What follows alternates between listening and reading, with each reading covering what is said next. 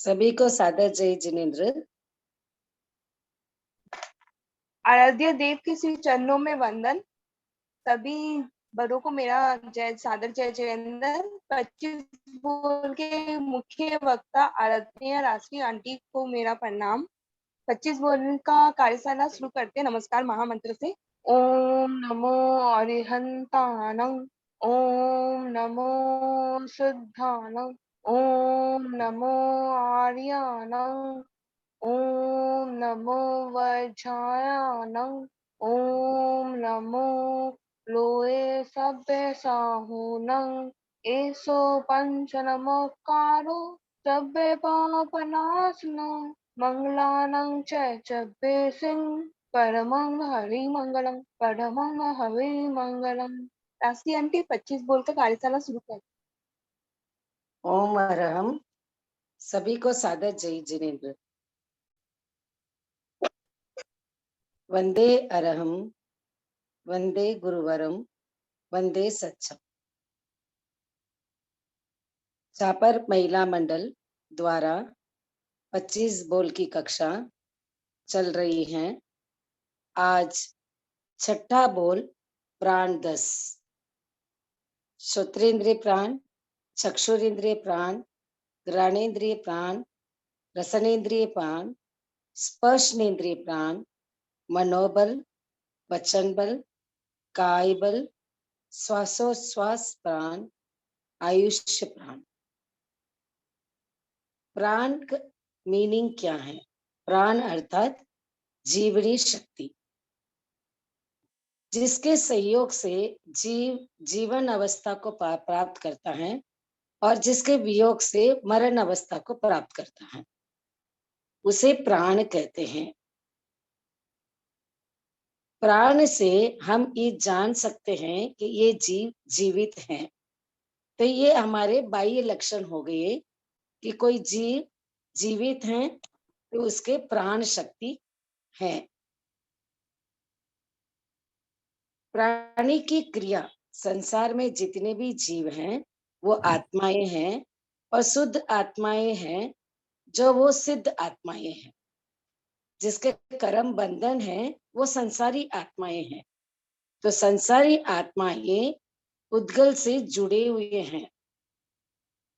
तो 5 इंद्रिय, जब हम पर्याप्ति को पढ़ते हैं, 6 पर्याप्ति, तो इंद्रिय पर्याप्ति, तो जितने भी 5 इंद्रिय हैं, तो इंद्रिय पर्याप्ति के साथ जुड़ता है 5 इंद्रिय प्राण। तो पांचों इंद्रियों की जो ज्ञान करने की हमारी शक्ति होती है, जो प्राणिक शक्ति होती है, जो प्राण शक्ति होती है, वह 5 इंद्रिय प्राण है। और मनोबल, मन के द्वारा, मन का 3 कार्य है मुख्यतः, past, present and future. Past की स्मृति, वर्तमान का चिंतन और भविष्य की कल्पना करना। ये जिस प्राण से होता है वह मनोबल प्राण, यानी प्राण जीवनी शक्ति। प्राण कह दे या बल कह दे, दोनों ही एक ही अर्थ हैं। और श्वास लेना और श्वास छोड़ने की जो क्रियाएं होती हैं, तो वो जो उस शक्ति को जो कहते हैं वो श्वासोश्वास प्राण।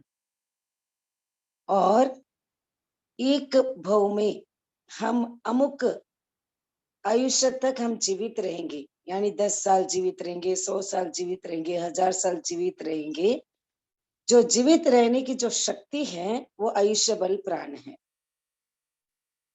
ये पांचों प्राण इस संसारी अवस्था में सिर्फ ये अकेले काम बिल्कुल नहीं कर सकती हैं, इसके साथ पर्याप्ति कारणभूत है। पर्याप्ति माने पौद्गलिक शक्ति, पुद्गल, बाह्य पुद्गल, भीतर का पुद्गल, जो हम पर्याप्ति लेसन में पढ़े हैं कि भाई कि हम पुद्गल को छोड़ते हैं बाहर से और अंदर से श्वासोश्वास में लेते हैं।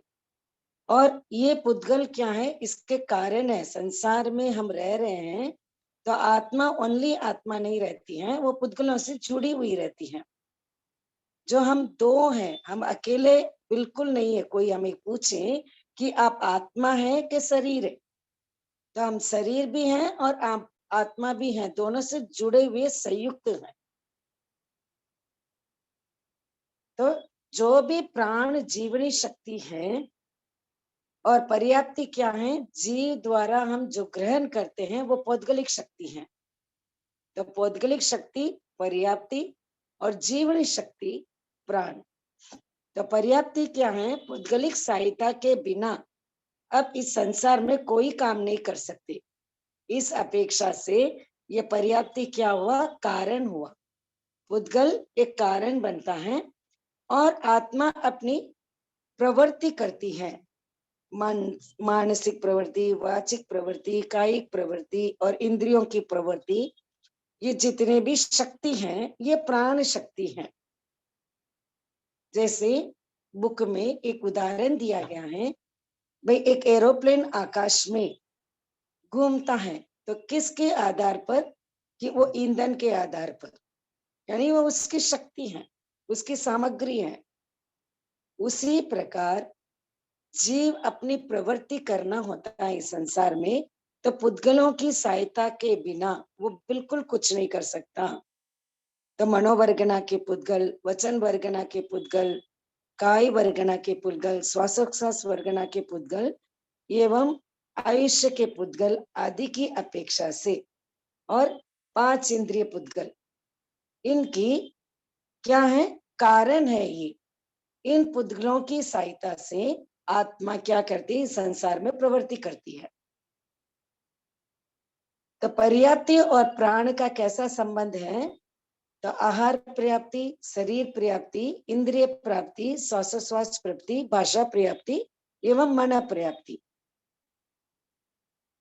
ये छहों पर्याप्ति 10 प्राण से जुड़े हुए हैं।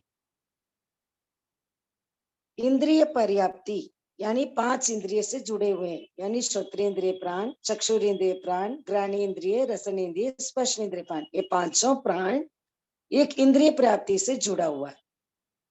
और मनोबल, वचन बल, काय बल यानी मन पर्याप्ति, वचन बल भाषा पर्याप्ति के पुद्गलों के साथ सहयोग लेता है, और काय बल शरीर प्राप्ति का सहयोग यानी पर्याप्ति पुद्गलिक शक्ति का सहयोग, और श्वासोच्छ्वास पर्याप्ति का सहयोग, और आयुष्य बल प्राण ये है आहार पर्याप्ति।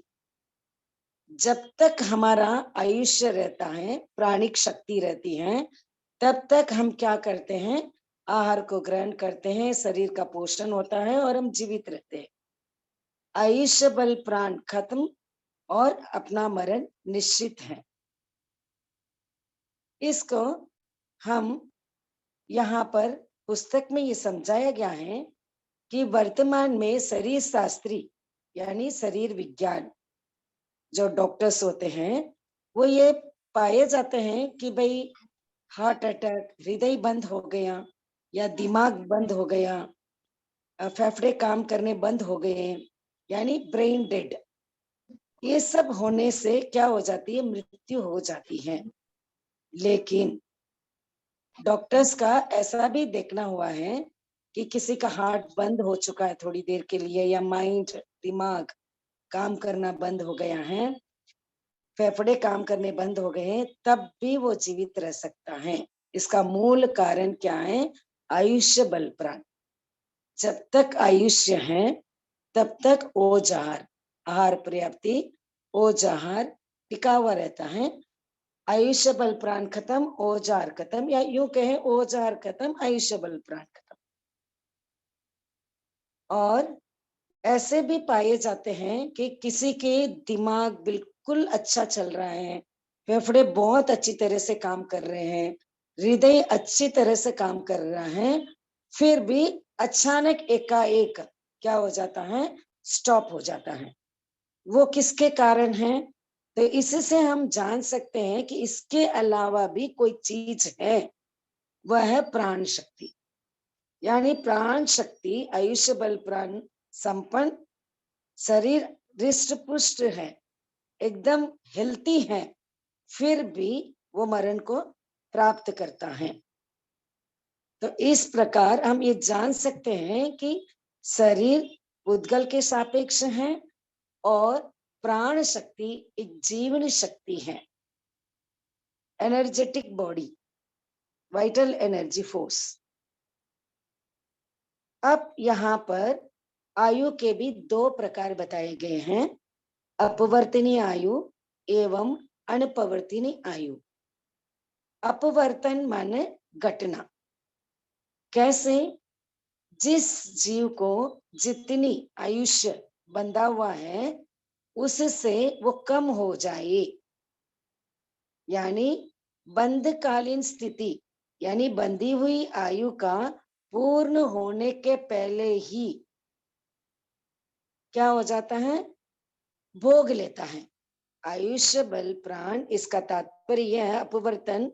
अपवर्तन का एक मीनिंग है कि घटना। घटने का तात्पर्य यह नहीं है कि माइनस हो जाता है, यानी एक उदाहरण से किसी का 100 साल का आयुष्य है और कोई एक्सीडेंट हो जाता है या कोई ऐसी बीमारी लग जाती है तो 90-80 साल में भी उसका पूर्ण हो सकता है।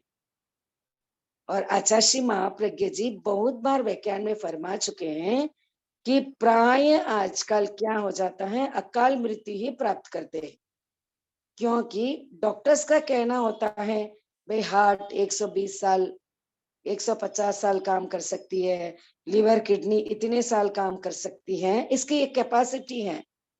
बट वो हम क्या करते हैं कि खराब खान पान या कोई कारण से क्या है उसकी स्थिति को कम कर देते हैं। इस अपेक्षा से भी क्या कर लेते हैं कि हम उसको घटा देते हैं। घटाने का मतलब माइनस नहीं है, आयुष्य जितना 100 साल का हमारी बंधी हुई रहती है उसका हम पूरा ही भोगते हैं, लेकिन शॉर्ट पीरियड में भोग लेते हैं, यानी पास पास में भोग लेते हैं।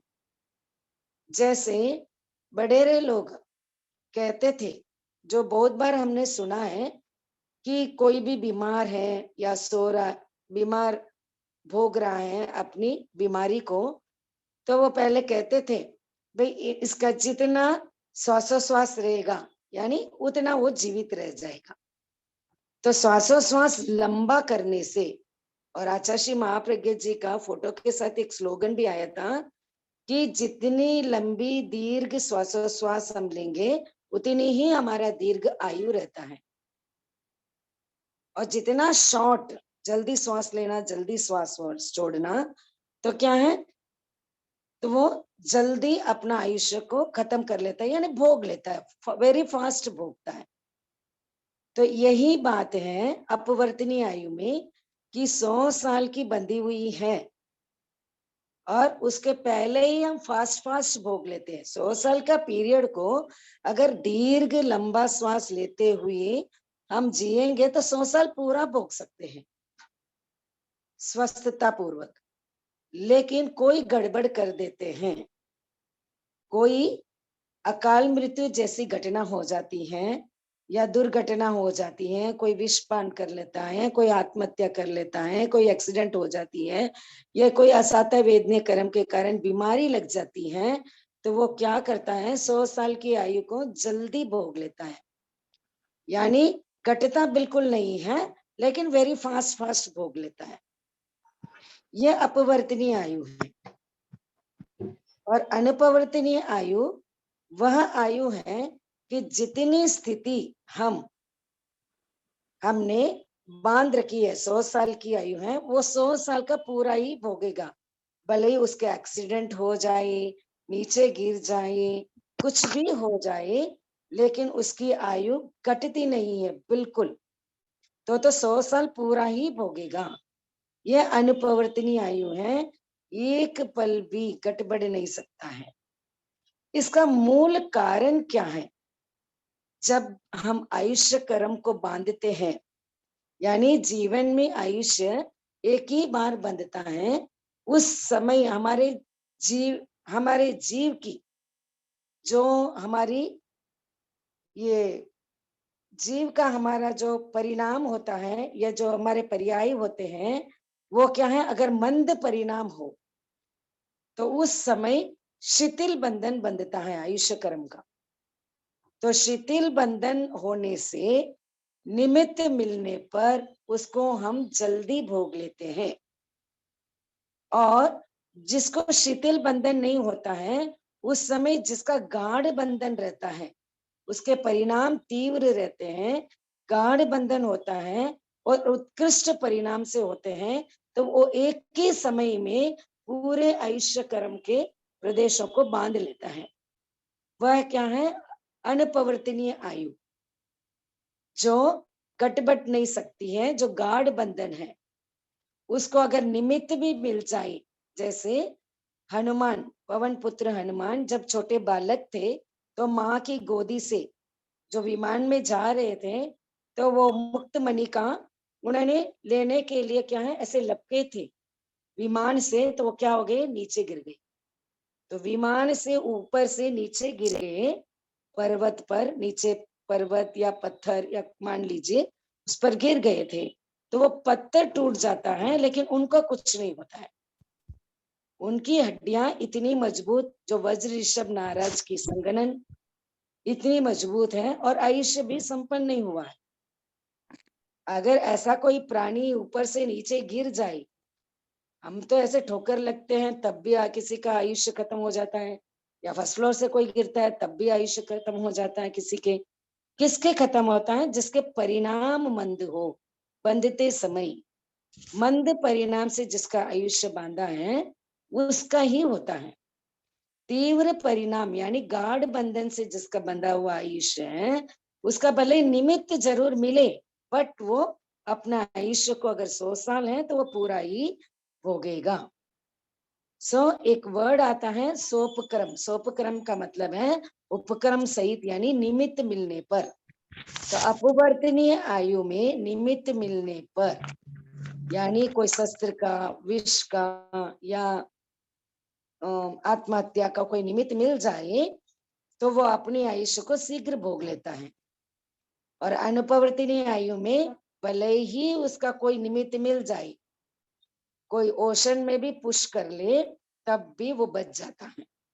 ये अनुपवर्तनीय आयु है, उसकी अकाल मृत्यु बिल्कुल नहीं होती है। तो नारकीय जीव, देवताओं के एवं योगलिक पुरुष, योगलिक स्त्री, यानी असंख्य वर्ष जीवी, जिसके असंख्यात वर्ष जीवते हैं, पल्योपम सागरोपम की अवस्था हो या पूर्वों की अवस्था हो, यानी बहुत लंबे काल तक जो जीते हैं, जो योगलिक मनुष्य होते हैं, योगलिक तिर्यंश होते हैं। फिर चरम शरीरी माने अंतिम शरीर जिसको प्राप्त होता है, वो जिसको उसी भोग में मोक्ष जाना होता है, तो वो संपूर्ण आयुष्य कर्म को उसी जीवन में भोग कर खत्म कर देगा। और वो सब क्या है, इन सब के क्या होता है कि अनुपवर्तनीय आयु होती है। इनकी जितनी आयु बंधी हुई होती है वो उतना पूरा ही भोगते हैं। तो इस प्रकार नारक जीव, देवता के जीव एवं योगलिक, भले वो तिर्यंश हो या मनुष्य हो, जो 30 कर्म भूमि के, 56 अंतरदीप के एवं अवसरण उत्सर्फलिकान में कुछ काल, यानी अवसर्फन के प्रथम, दूसरे, तीसरे आर्य के अंतिम के पहले तक योगलिक युग, उन सब के जितना आयुष्य बंधा हुआ है वो उतना अवश्य भोगेंगे। उनको अकाल मृत्यु या शीघ्र भोग लेना ऐसी कोई स्थिति बनती ही नहीं है। इनके सबके क्या आयु होती है, अनपवर्तनीय आयु। और सामान्य जो हम मनुष्य होते हैं या सामान्य तिर्यंश होते हैं, उनके क्या होता है, अपवर्तनीय आयु एवं अनपवर्तनीय आयु दोनों प्रकार से हो सकती है। निमित्त मिलने पर अकाल मृत्यु हो भी सकती है और नहीं भी हो सकती है। जैसे यहाँ पर एक उदाहरण दिया गया है घास के बॉल, लाइक घास को अच्छी तरह से लपेट कर एक बॉल जैसा गाढ़ बांध दिया हो, अगर उसको आग लगाते हैं तो ये लंबे काल तक जलता रहता है। लेकिन उतना ही घास को अगर हम छिद्र फैला देते हैं तो विद इन शॉर्ट पीरियड में पूरा ही जलकर खाक हो जाता है। तो इन दोनों के कंपैरिजन में छिद्रल वाले जल्दी जल जाएंगे, कंपैरेटिवली द बॉल वाला थोड़ा लॉन्ग टाइम चलेगा। क्यों कि जो बॉल वाला है दैट टाइटली पैक्ड है, यानी गाढ़ बंधन से बंधा हुआ है, तो लॉन्ग रन है। और जो परिणाम जिसके मंद मंद होते हैं वो छिद्रल टाइप के हैं, शिथिल बंधन है, तो वो क्या होता है, अवसर मिलने पर जल्दी भी भोग लेता है। वैसे कपड़े का भी एक उदाहरण है, माने दो कर्चिफ है एक समान का, लेकिन जब एक कर्चिफ को हम फैलाकर सुखाते हैं तो शीघ्र सूख जाता है। उसी कर्चिफ को अगर हम फोल्ड करके सुखाएंगे it will take more time then the फैलाया हुआ कर्चिफ। सो इस प्रकार अपवर्तनीय आयु अनपवर्तनीय आयु को हमने जाना और पर्याप्ति और प्राण शक्ति को जाना। तो छठा बोल यहाँ पर संक्षिप्त रूप में संपन्न हो रहा है। और इस विषय पर किसी को भी कोई प्रश्न है तो हम प्रश्न ले सकते हैं। पहले पूजा बंसाली हैंड रेस आंटी किया हुआ है। आंटी आंटी मेरे को पूछना है, हम लोग का आयु क्या पहले से ही डिसाइडेड हुआ हुआ रहता है? देखो जब भी हम, अब एक उदाहरण से मैं समझा देती हूँ कि कब ये आयुष्य बनता है। You can see in the board, so I will explain. सबको बोर्ड दिखाई दे रहे हैं?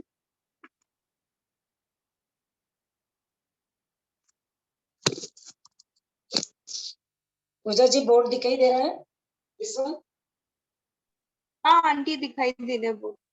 ओके, देखो मान लीजिए वर्तमान में एक जीव का आयुष्य कितना है, 90 इयर्स।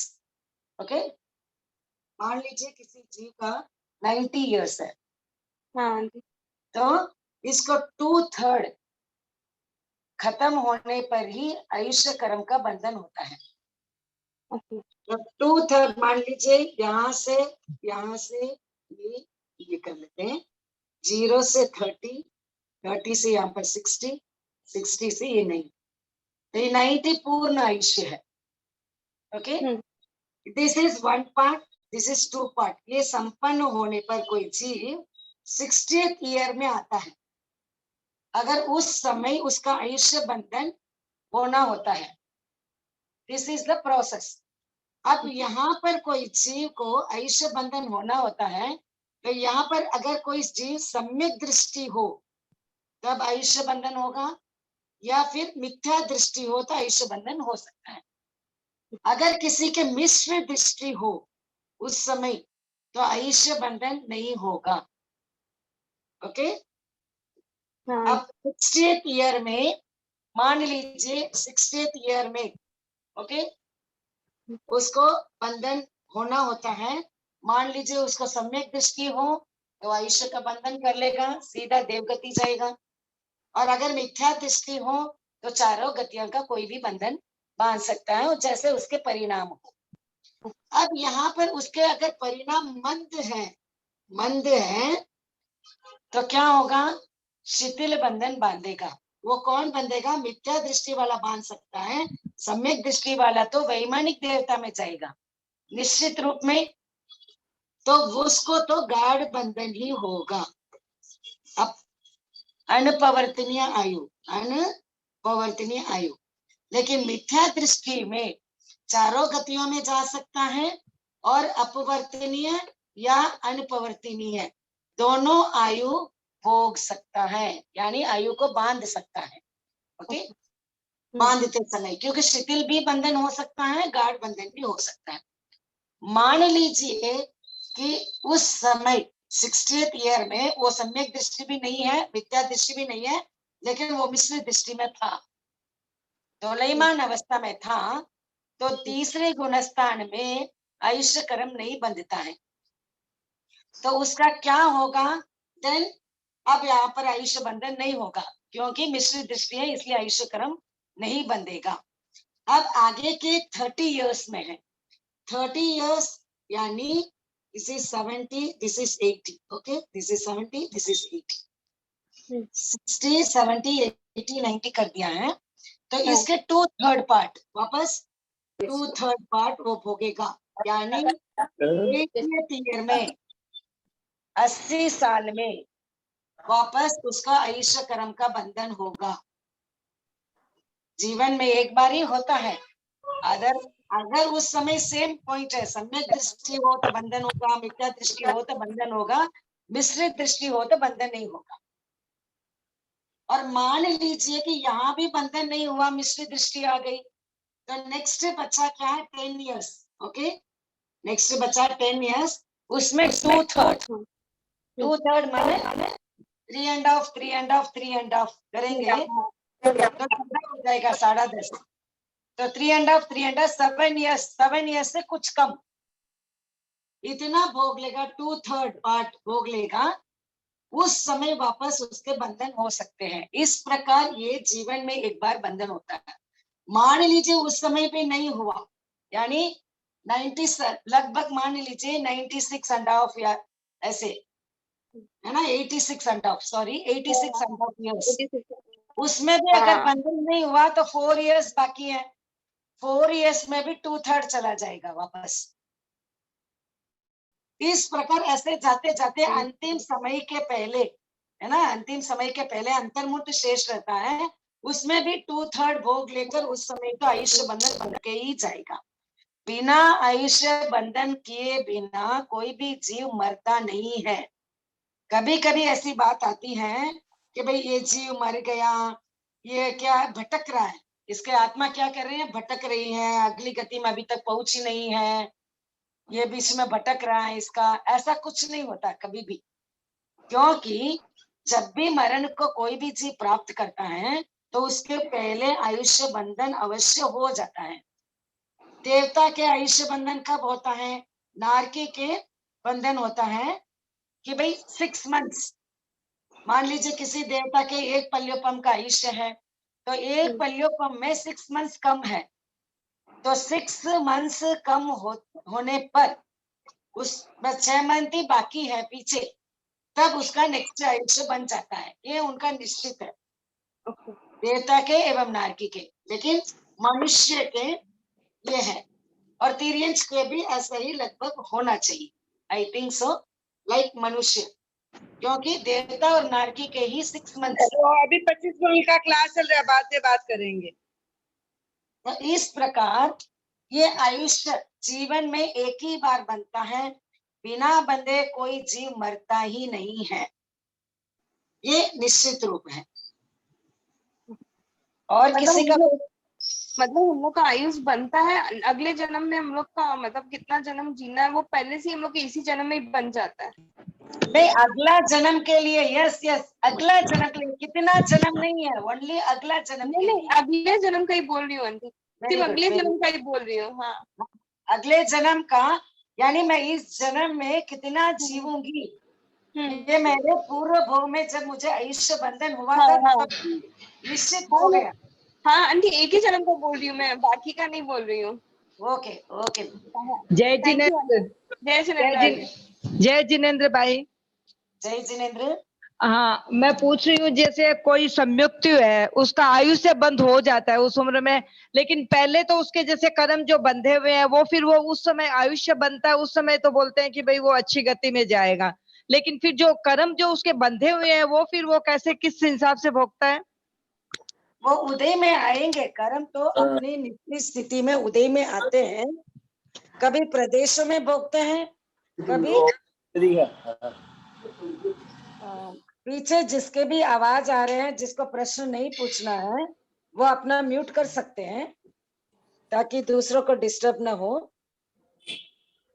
तो वो कर्म देखो, कर्म तो हम ज्ञानावर्ण कर्म, दशनावर्ण कर्म, वेदिनी कर्म, मोहिनी कर्म, आयुष्य कर्म, नाम कर्म, गोत्र कर्म, अंतराय कर्म, 8 कर्म बांध रहे हैं।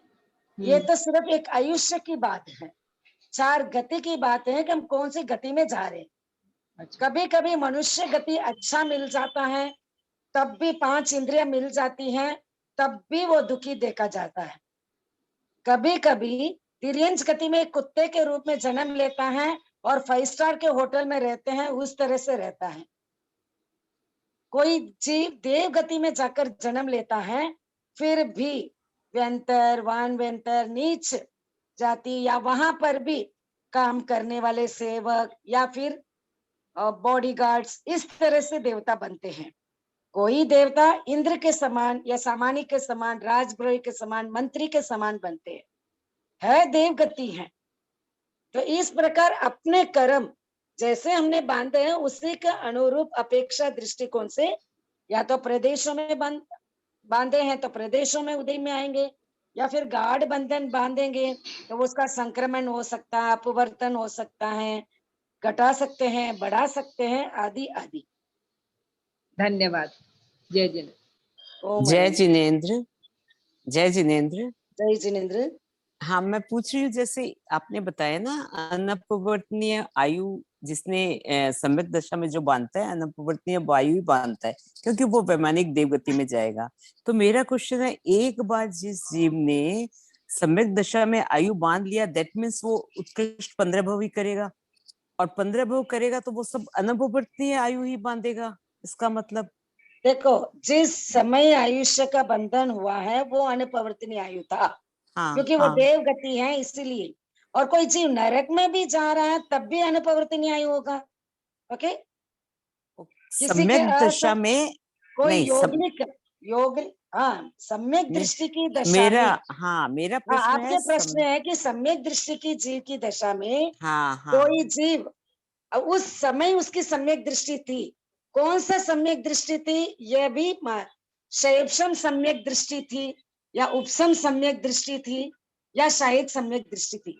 और शायद वाला शायद निश्चित सम्यक्ति है। हो तो तीसरा भव, हाँ, आयुष्य, अगर मान लीजिए कोई जीव का शायद सम्यक्ति बंधा है और उसका आयुष्य का बंधन बाद में होता है, शायद सम्यक्ति जीव, ओके, होता है। हाँ, हाँ, वो ठीक है, वो मेरी समझ में आया हुआ है।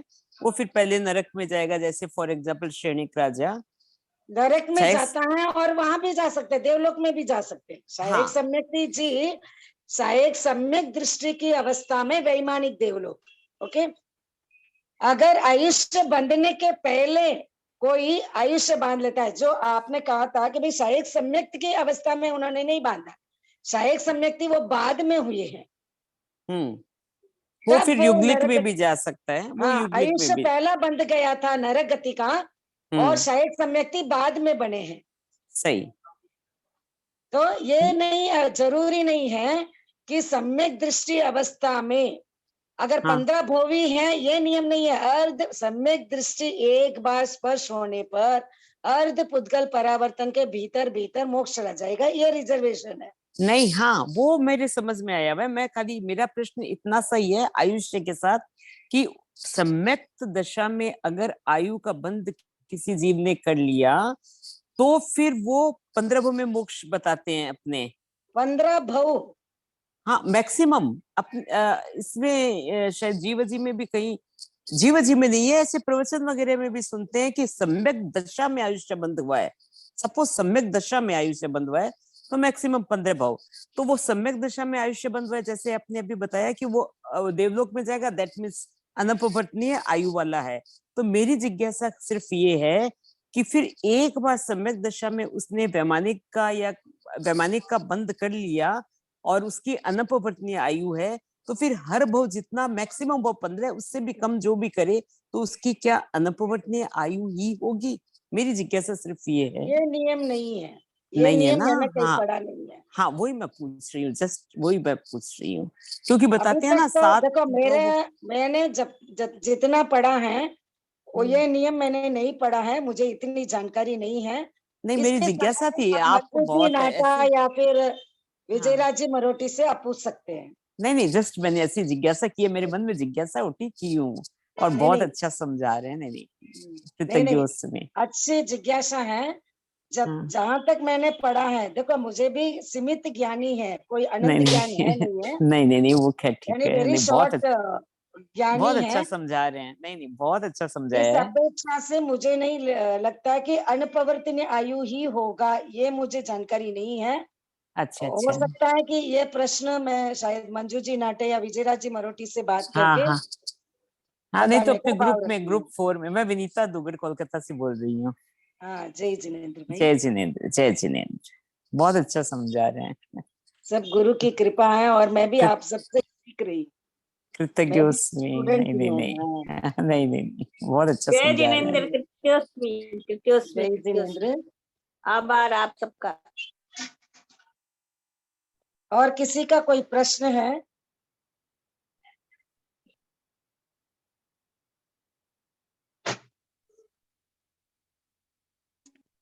जय जिनेन्द्र, राजश्री भाभी जी।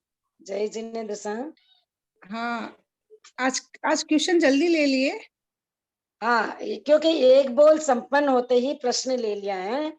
अगर आगे किसी का प्रश्न नहीं हो तभी हमारे पास समय है, तो मैं अगला 7वां बोल लेने की भाव रखती हूँ। हाँ हाँ, सही बात है। किसी का है तो हैंड रेज कर दीजिए, नहीं तो नेक्स्ट नहीं तो हम बोल स्टार्ट कर देंगे।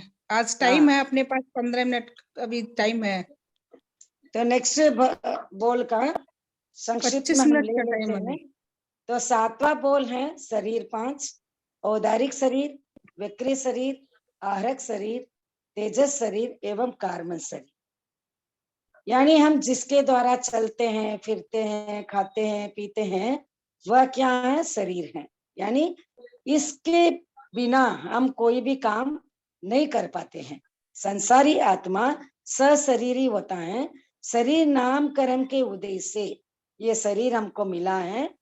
जो इस संसार में जितनी भी आत्माएं हैं, इनके रहने का एक घर है, वो घर का नाम है शरीर। यानी इस शरीर के भीतर वो आत्मा रहती है। जिसको जितना शरीर मिलता है वो उसका उतना फैलाव हो जाता है। हालांकि सभी आत्माएं एक समान है। यानी आपकी आत्मा में भी असंख्य प्रदेश हैं, मेरी आत्मा में भी असंख्य प्रदेश हैं, एक कीड़ी की आत्मा भी असंख्य प्रदेशात्मक है, एक हाथी की आत्मा भी असंख्य प्रदेशात्मक है। लेकिन शरीर नाम कर्म के उदय से जिसको जितना शरीर मिल गया, उतने शरीर में ये आत्मा फैल जाती है। जैसे कोई दीपक जलता है एक कटोरी के भीतर, उसकी आकाश फैल जाती है, या फिर एक बॉक्स में डालेंगे तो उतना आकाश फैल जाएगी, या एक कमरे में रखेंगे तो पूरा कमरा में भी आकाश फैल जाती है। उसी प्रकार आत्मा अरूपी आत्मा रूपी शरीर में जितना शरीर हमको मिलता है उतने में वो फैल जाती है। और आत्मा स्वयं क्या है?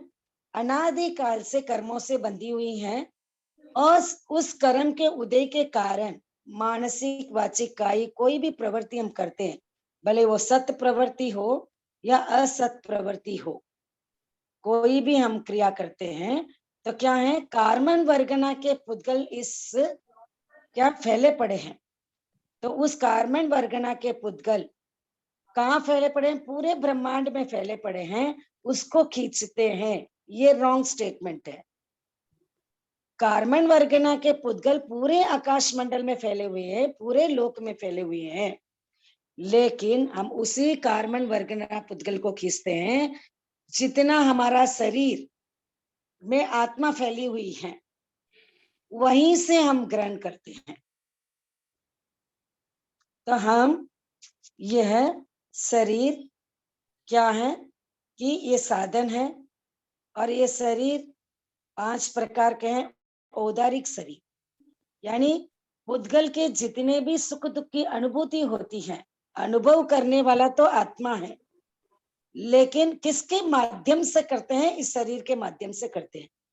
मुझे दुख फील हुआ, मुझे सुख फील हुआ, ये फीलिंग जो हम फील करते हैं, दैट इज आत्मा का गुण है। जो फीलिंग करते हैं, जो हम अनुभव करते हैं आत्मिक, वो किसके कारण से, यानी सुख दुख की अनुभूति का साधन क्या है, कारण क्या बनता है, शरीर। तो ये औदारिक शरीर, विक्र शरीर, आरक शरीर, तेजस शरीर और कार्मन शरीर के द्वारा।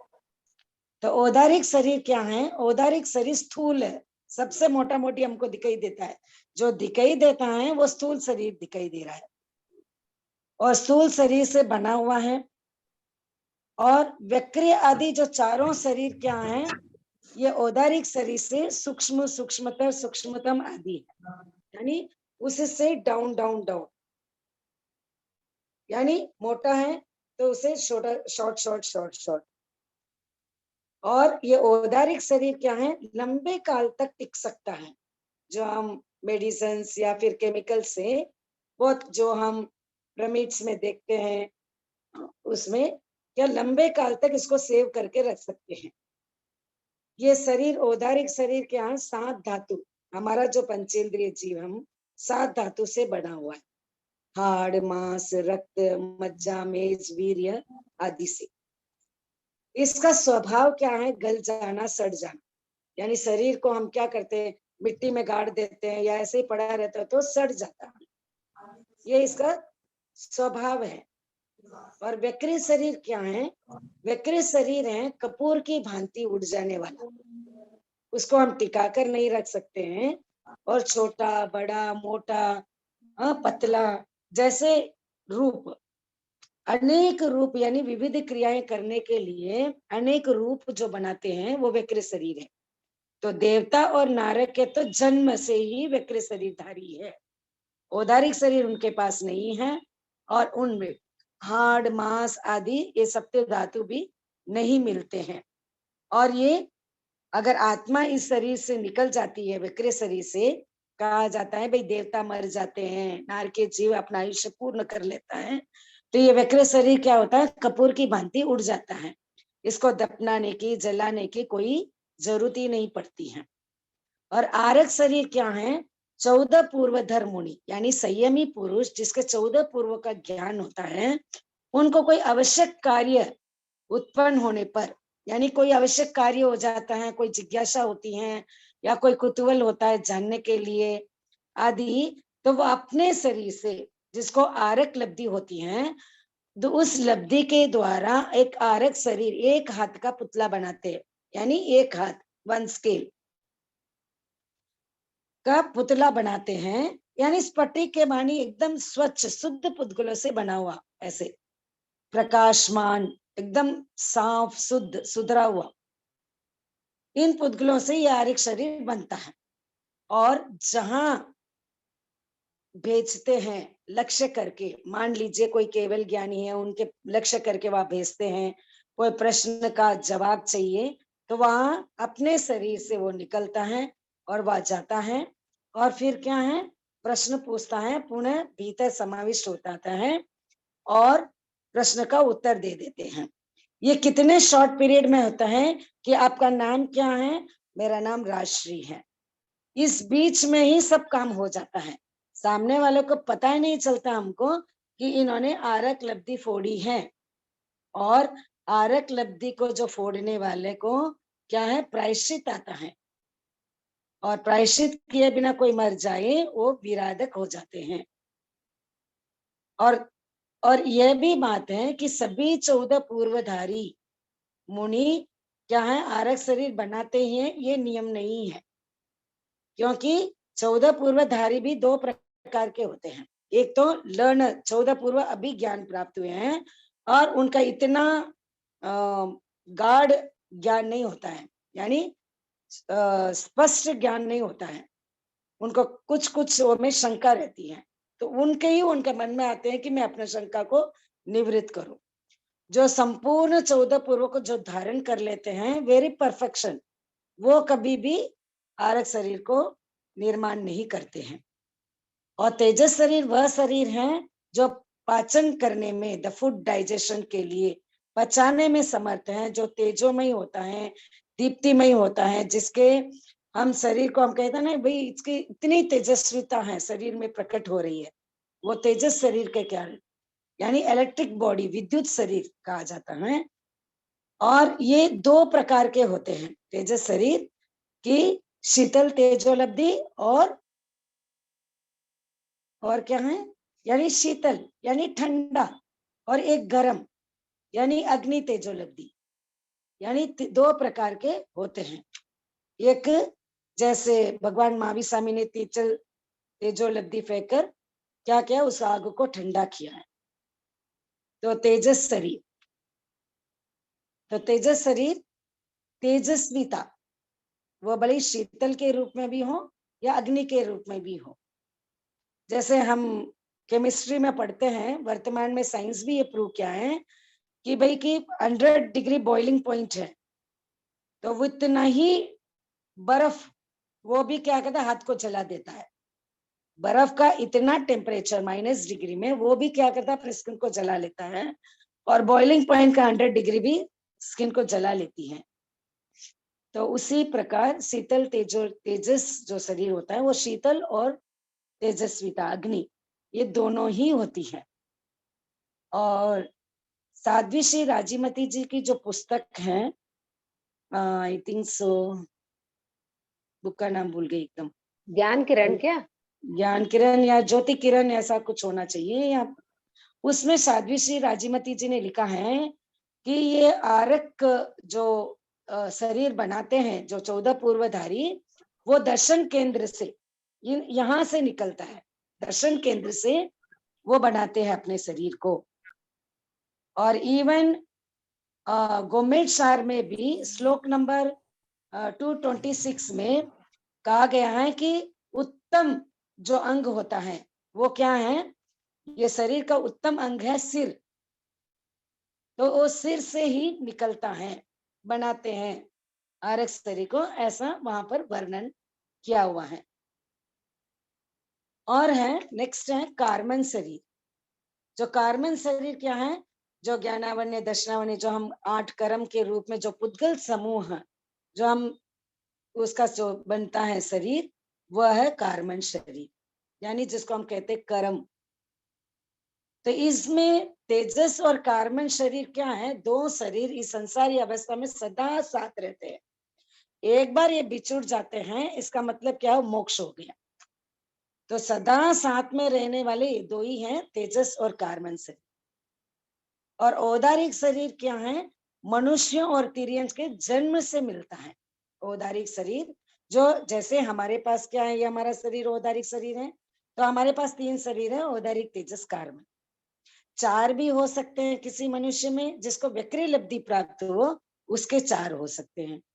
जिसको आरक लब्धि प्राप्त हो, जो चतुर्दश पूर्वदश संयमी मनुष्य पुरुष हैं, साधु हैं, उनको 4 भी हो सकता है। बट इस बात का विशेष है, एट अ टाइम एक ही वो यूज कर सकता है। जिसके पास व्यक्रि लब्धि भी है, आरक लब्धि भी है, दोनों एट अ टाइम एक साथ वो यूज नहीं कर सकते। और यह भी है कि वे 6ठे गुणस्थान में ही यूज करते हैं आरक का, क्योंकि प्रमत्त अवस्था में, क्योंकि ये प्रमाद है, प्रवृत्त अवस्था में ही यूज करते हैं आरक शरीर। क्योंकि ये क्या है, जैसे ही आरक लब्धि को फोड़ता है उसको प्रायश्चित लेना होता है। इसका मतलब क्या है, दोष है, प्रमाद है। वो 6ठे गुणस्थान प्रमत्त संयुक्त गुणस्थान में होता है। लेकिन आरक शरीर की जो प्राप्ति होती है, लब्धि की जो प्राप्ति होती है, वो अप्रमत्त में होता है। यानी इतना उनकी अप्रमत्त जो संयम का पालन करते हैं, उस समय 7वें गुणस्थान में उनको प्राप्त होना लिखा हुआ है। तो एक साथ कोई जीव किस किस को कितने कितने शरीर हो सकते हैं, तो तेजस और कार्मन शरीर 2 शरीर हो सकते हैं। वो कब होते हैं, जब एक जन्म से जब जो दूसरे जन्म में कोई जीव जाता है, तो क्या होता है भाई, एक जन्म का जो जीव, मान लीजिए कोई मनुष्य मर गया तो अपना औदारिक शरीर को छोड़ेगा, तो तेजस कार्मन शरीर साथ में रहता है। कोई देवता अगर मर गया है, इसका मतलब क्या है, वक्र शरीर को छोड़ेगा, तेजस कार्मन शरीर को लेकर आगे बढ़ेगा। तो अंतराल गति में, यानी अंतराल गति में क्या है, तेजस और कार्मन शरीर, ये 2 शरीर। 3 शरीर किस किस के हैं, औदारिक तेजस कार्मन, वक्र तेजस कार्मन। जो औदारिक तेजस कार्मन मनुष्य और तिर्यंसों में, और विक्रय तेजस कार्मन, ये 3 है जन्म से ही देवता और नारकों में, और एक साथ 4 रह सकते हैं। और औदारिक तेजस कार्मन जिसके विक्रय लब्धि है, या औदारिक तेजस कार्मन जिसके आरक लब्धि है। तो इस प्रकार तो 4 एक साथ हो सकते हैं। तो इस प्रकार हमने मोटा मोटी रूप में इस 7वें बोल के हम शरीर 5 को जाना।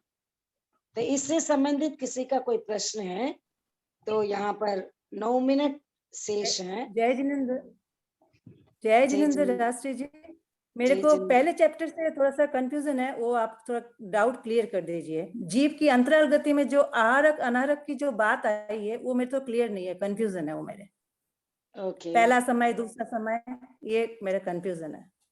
ओके, अभी 7वें बोल से संबंधित किसी के कोई प्रश्न हो तो बता सकते हैं।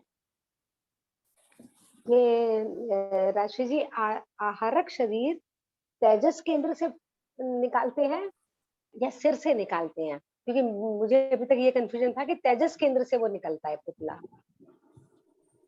देखो, मैंने जहां तक पढ़ा है मुझे उतना ही ज्ञान है कि साध्वी श्री जी राजीमती जी की पुस्तक है, उन्होंने अपने पुस्तक में ये लिखा है कि आरक शक्ति जो निकलते हैं वो दर्शन केंद्र से।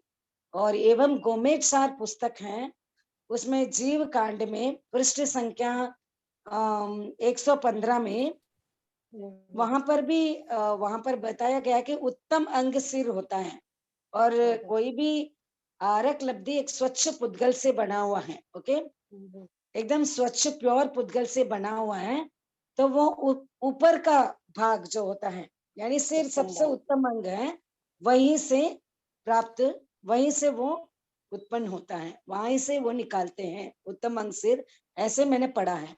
और ऐसे भी तेजस केंद्र होता है, तेजस केंद्र नीचे स्वास्थ्य केंद्र एवं शक्ति केंद्र, नीचे के केंद्रों में अगर शक्ति घूमती है, आचार्य महाप्रज्ञ जी भी बहुत बार रक्षा ध्यान के शिविरों में ये बताया, शायद मैंने सुना भी है, पढ़ा भी है लगभग, कि नीचे के केंद्रों में अगर तेजस स्वास्थ्य एवं शक्ति केंद्र में ही शक्ति रह जाए तो संसार का काम, लौकिक का काम अच्छा कर सकता है।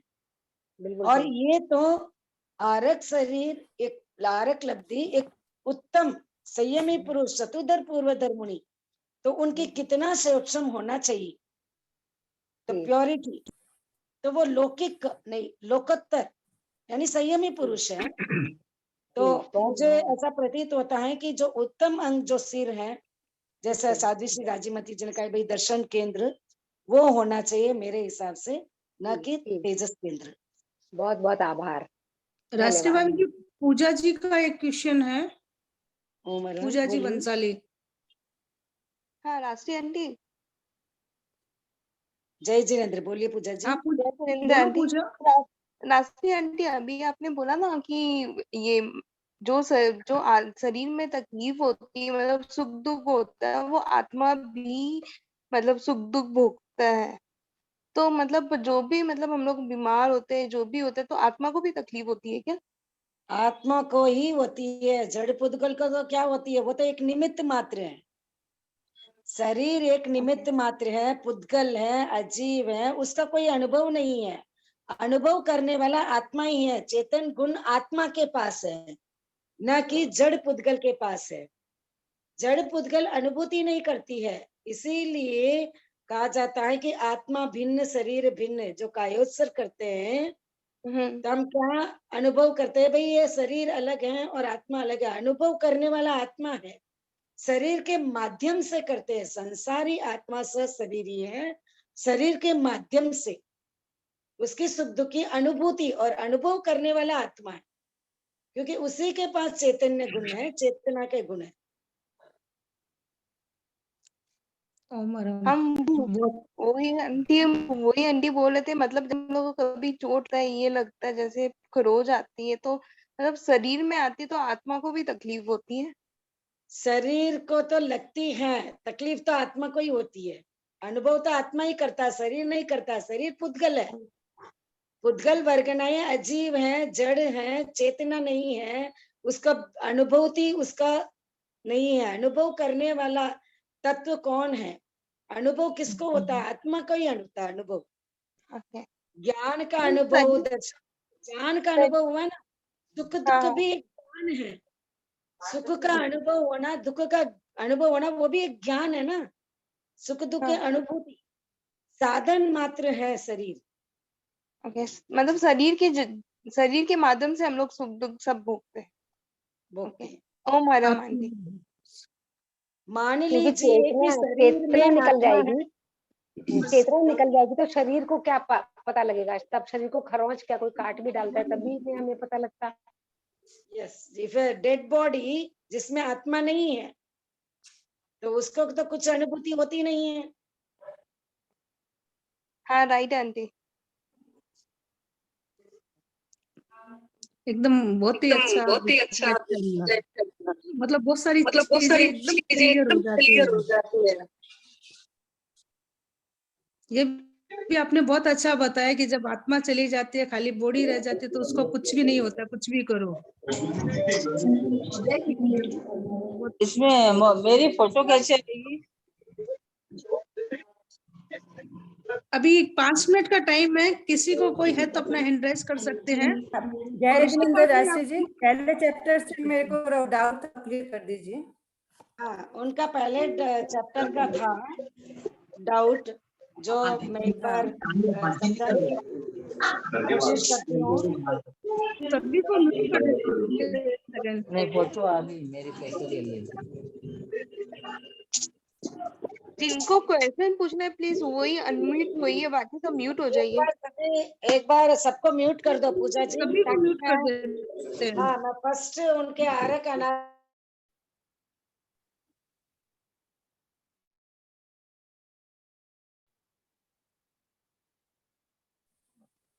आंटी सबको म्यूट कर दिया मैंने, सिर्फ आप अनम्यूट है। ओके ओके, मेरा डाउट क्लियर कर दीजिए। यस यस, द फर्स्ट आप बोर्ड में देख सकते हैं। मैं एक बार बोर्ड को ओके नजदीक से कर दे रही हूँ। आप बोर्ड में तो थोड़ा इजीली आप उसको समझ पाएंगे।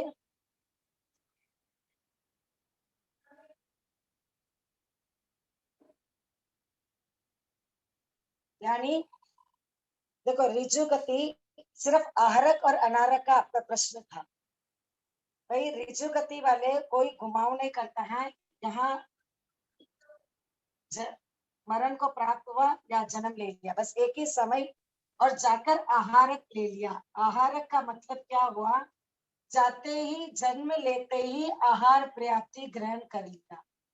आहार पर्याप्ति, पर्याप्ति लेसन में हमने पढ़ा ना, ये आहार पर्याप्ति, आहार शरीर इंद्रिय श्वासोश्वास, जिस जीव की जितनी पर्याप्ति प्राप्त होनी होती है वो स्टार्ट हो जाता है एक साथ।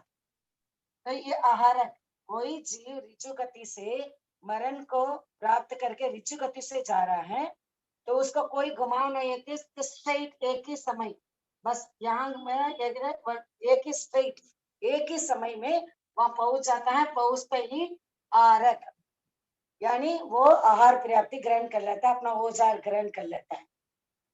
वक्र गति में भी, वक्र गति में जिसको एक घुमाव 2 समय लगता है। मान लीजिए किसी जीव को यहाँ मरण प्राप्त हुआ और यहाँ जन्म लेना, तो go straight and take one right. तो यहाँ पर एक ही घुमाव है, तो इसमें एक समय लगा, इसका एक समय लगा है, तो ये प्रथम समय है, दूसरा समय है। तो प्रथम समय क्या है? भूखा रह जाएगा, और दूसरा समय में जाकर जन्म ले लेगा। जन्म लेते ही आहार पर्याप्ति स्टार्ट हो जाएगा, आहार ग्रहण कर लेगा। ये आहार, तो यहाँ भूखा रह गया फर्स्ट समय, सेकंड समय में आहार पर्याप्ति। वैसे ही 3 जिसके 2 घुमाव, यानी जिसके 2 घुमाव माने मान लीजिए ऐसे,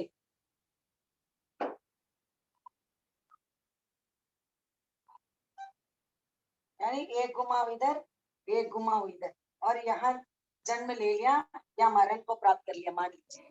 तो यह मर गया है, 1 घुमाव हो गया, दूसरा घुमाव हो गया, यहाँ जाता है। तो ये प्रथम समय, दूसरे समय, तीसरे समय। तीसरे समय जाते ही आहार प्राप्ति ग्रहण कर लेगा, यह आहारक हो गया। लेकिन 2 समय वो भूखा रह गया, 1 and 2 2 भी भूखा रह गया। ये नियम है कि छद्मस्त काल में, छद्मस्त अवस्था में 2 समय से अधिक वो भूखा नहीं रह सकता। तो 2 समय तो वो भूखा रह सकता है। तो इसमें पहले समय में 2 समय था, तो पहले समय में भूखा रह गया, दूसरे समय में आहार प्राप्ति ग्रहण कर लिया जन्म लेते ही। यहाँ पर 2 घुमाव है और 3 समय है, तो पहले 2 समय भूखा रह गया, तीसरे समय में वो क्या कर लिया, आहार ग्रहण कर लिया। जिसके 4 नहीं, समय जैसे रिजु गति है, जय जिनेंद्र, जैसे रिजु गति है, जब शरीर छोड़ता है और दूसरी गति में उत्पन्न होता है, तो जो बीच का समय है उसमें तो वो आहार लेके ही चलता है। ये सिंपल है कि आहार देखो, रिजु गति कोई घुमाव नहीं रहता, सिंपल है। मैं मर गई, वो तो डायरेक्ट जाता है, ये तो समझ में आ गया। देखो एक ही समय है, एक ही समय है, आप इसको 2 समय मत लाने। बोलने में असंख्य समय लगे, मर कर जन्म लेना या मरा और वहां जन्म लेना, बोलने में असंख्य समय लगा, लेकिन सिर्फ एक ही समय, हाँ, एक समय हुआ, ये तो समझ में आ गया। एग्जैक्ट 9 o'clock मर गया और 9 o'clock एक समय में वहां जाकर जन्म ले लिया, तो उसमें छोटा काल है ही नहीं, सिर्फ एक ही समय में जाकर आहार ले लिया। हाँ, बस। अच्छा, वो आहार ले लिया। अब ये बात है कि वक्र गति वाला है ना, जो वो आप कंफ्यूजन दूर। हाँ बोलिए, वक्र गति आप क्या समझे, नहीं समझ पाए, बोलिए। हाँ, वक्र गति में जैसे पहला दूसरा समय तो अनारक बताया है, तीसरा समय आरक, इसको वापस थोड़ा क्लियर कर दीजिए। दोनों है ना वक्र गति वाला, एक तो एक समय वाला है, 1 घुमाव, 2 घुमाव, 3 घुमाव, तीनों ही क्लियर कर दीजिए। तो मैंने आपको 1 घुमाव का बताया है, दिस इज 1 घुमाव, समझ रहे हैं इधर? ये घुमाव हो गया। हाँ। या मर गया या जन्म ले लिया, तो ये बीच का समय, घूमने के समय ना, you are going straight and turning right, तो स्ट्रेट जाते हुए एक समय है, ये टर्निंग राइट दूसरा समय, यहाँ पहुंच गया। यहाँ से यहाँ जाने में एक समय नहीं है, यहाँ से यहाँ पहुंचा, यहाँ एक समय हो गया, यहाँ से यहाँ पहुंचे, ये 2 समय हो गए। तो ये सेकेंड समय में जाते ही आहार प्राप्ति कर लेता है, इसलिए आहारक है। लेकिन फर्स्ट समय वो भूखा रह जाता है, क्योंकि ये मर गया है। पूर्व जन्म का जो आहार प्राप्ति, ओजार खत्म, आयुष्य बल प्राण खत्म, ओजार भी खत्म हो गया, आयुष्य बल भी खत्म हो गया, इसका आयुष्य यहाँ खत्म हो गया है, तो ओजार भी इसका खत्म हो गया। बस अब इसके पास कोई आहार नहीं है, भूखा ही है एक समय, और दूसरे समय में आहार ले लिया, तो पहले समय अनारक हो जाता है, दूसरे समय आहारक हो जाता है। ठीक है। जिसके 3 घुमाव है, यानी सॉरी 2 घुमाव 3 समय, ये 1 घुमाव, ये 2 घुमाव, तो ये एक समय में पहुंचा, ये दूसरे समय में पहुंचा, तीसरे समय में जाकर आहार ले लिया, ये अपर आहार ले लेगा, आहार प्राप्ति हो जाए नेक्स्ट भाव का। लेकिन 2 समय वो भूखा, पहले दूसरे समय में भूखा रह जाएगा। ठीक है, ठीक। आगे अब नेक्स्ट आता है 4 समय। 4 समय किसको होगा? सिर्फ स्थावर जीव को होगा। वो भी किसको होगा? जो त्रस नाड़ी के बाहर, एक मैं वापस ड्राइंग कर ले, बराबर।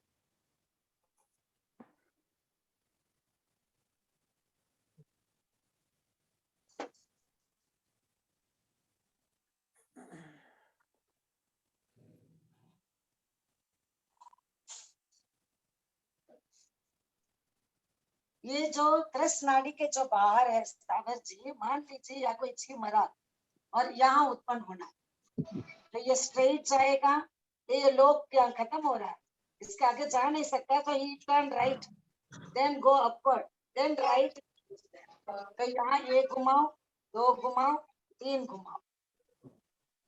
समझ में आ रहा है? स्थावर जीव त्रस नाड़ी के बाहर से त्रस नाड़ी के बाहर जन्म लेना हो, भले इधर जन्म लेना हो, भले इधर जन्म लेना हो, नो प्रॉब्लम, कहीं पर भी जन्म ले सकता है, तब भी 3 घुमाओ 4 समय। तो पहले इसमें क्या है, इसका नियम ये है कि छद्मस्त अवस्था में 2 समय भूखा रह सकता है, 3 समय नहीं रह सकता है। इसीलिए यहाँ पर ये जाते का जो फोर्स है ना, यहाँ के आहार योग्य पुद्गल, ये आहारक हो जाता है। यहाँ पर ये अनारक है, ये अनारक है, ये फिर आरक है। तो पहला और अंतिम समय आरक है, बीच के 2 समय अनारक की स्थिति पाई जाती है। इसको वापस बताइए एक बार, ई वाला। यस, तो ये पहले समय में आहार कहाँ से लेता है? बस यही है कि अंतिम ये आयुष्य खत्म होता है, बस आहार योग्य पुद्गल उसके पास रहते हैं, क्योंकि इसको 3 घुमाव करना पड़ रहा है। जैसे ये बस एक उदाहरण से ऐसे समझ लीजिए, कोई साधु साधु विहार कर रहे हैं या ये लंबा काल है, मान लीजिए we are travelling long way, train में जाते हैं, बहुत लॉन्ग है, 2 दिन का है, तो हम भाता लेकर जाते हैं, भाई भूख लगेगी, खाना खाना, और जिसको 2 घंटे का फ्लाइट पकड़ना है तो वो अपना खाना भी नहीं लेके जाता, भाई 2 घंटे में तो पहुंचना, वहां जाकर खाना खाना है। जिसको लॉन्ग जर्नी होती है वो अपना भाता लेके जाता है, वेरी ट्रू। भूख लगेगी, मुझे खाना खाना है। तो Yes, यहाँ पर लॉन्ग जर्नी क्या है, छद्मस्त अवस्था में 2 समय वो भूखा रह सकता है, 3 समय नहीं रह सकता है, ऐसा नियम बताया गया है। तो जहां पर स्थावर जीव कृष्णारी के बाहर जन्म लेना होता है, उसके 3 घुमाव हो जाते हैं, 4 समय लगते हैं। इसीलिए यहाँ पर तो आरक हो गया, ये 2 समय तो भूखा रह गया, लेकिन ये जो प्रथम समय है, ये अंतिम शरीर जो छूटता है, यहाँ पर तो उसको छूट गया, लेकिन the force, one type of force is there. What is meant by आहार? यहाँ पर आहार कोई हमारा खाना तो पीना थोड़ी है, जैसे आहार योग्य पुद्गल, तो पुद्गल को ही ग्रहण कर रहे हैं, तो उस पुद्गल को वो ग्रहण कर रहे हैं, ही इज कैपेबल ऑफ, बस ऐसे ही समझे कि ही इज कैपेबल ऑफ।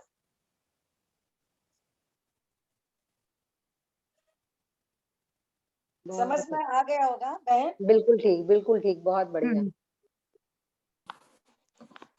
ठीक, ओम आराम। ओम आराम। बहुत बहुत धन्यवाद बोलने राजश्री में भाभी जी। बताने में जो कोई अतिचार दोष लगाओ, बहुत तो अच्छा। बताओ।